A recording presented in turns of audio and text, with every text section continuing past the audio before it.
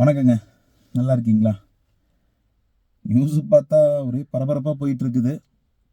என்னன்னு கேட்டிங்கன்னா, திடீர்னு முதலமைச்சர் உடைய கான்வாய் எல்லாம் அவை தலைவருடைய வீட்டுக்கு போகுது.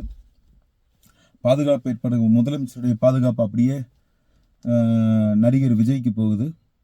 வாழ்த்துக்கள். மாற்றம் கேட்டீங்க, மாற்றம் வந்துருச்சு. தனி பெரும்பான்மையுடைய இருக்கிறீங்க. ஆனால் எதையுமே பண்ண மாட்டேங்கிறீங்களே.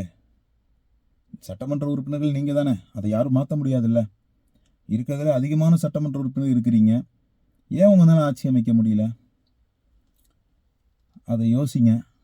இதில் ஏதோ சூழ்ச்சி இருக்குது, அதை புரிஞ்சுக்குங்க. இதுக்கும் திமுக தான் காரணம். நேரு ஸ்டேடியத்தில் விழா ஏற்பாடு பண்ண சொன்னது திமுக தான், அதை ரத்து பண்ண சொன்னது திமுக தாங்குவீங்க. அதுக்கப்புறம் ஆளுநரை வர வேண்டாம்னு சொன்னதும் திமுகங்குவீங்க. அதனால் இதெல்லாம் யோசிச்சுக்கோங்க. கான்வாயை திமுக தான் அனுப்பிச்சதுங்குவீங்க, அப்புறம் அதையும் திமுக ரத்து பண்ணிருச்சுங்குவீங்க. அதனால் திமுக மேலே பழி போடுறதுக்கு ஒரு அளவு வேணும் இல்லைங்களா? அதுக்காக சொல்ல வரேன். எனக்கு தெரியும், அதில் புதுசு தானே நீங்கள் அரசியலுக்கு, அதனால சொல்கிறேன். ஏன்னா உங்களை நான் தவறு சொல்ல, உங்களுக்கு தெரியாது, அதனால நீங்கள் அப்படி சொல்கிறீங்க. அதுக்காக நான் சொல்கிறேன், வேற ஒன்றும் இல்லை. நான் டிவிகேக்கு எதிராக பேசலை, உங்களுக்கு சாதகமாக தான் பேசுகிறேன். அதனால் பிஜேபியின் சூழ்ச்சியை புரிஞ்சு அதுக்கு தகுந்தாற்போல் நீங்கள் உங்களை தயார்படுத்திக்கிங்க.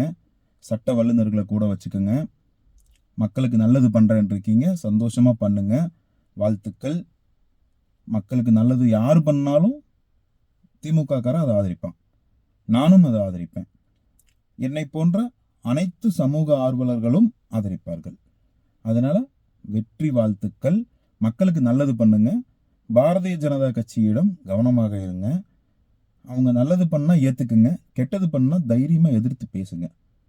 அப்போ தான் மக்கள் உங்களை ஏற்றுக்குவாங்க, இல்லைன்னா உங்களை வீட்டுக்கு அனுப்பிச்சிருவாங்க.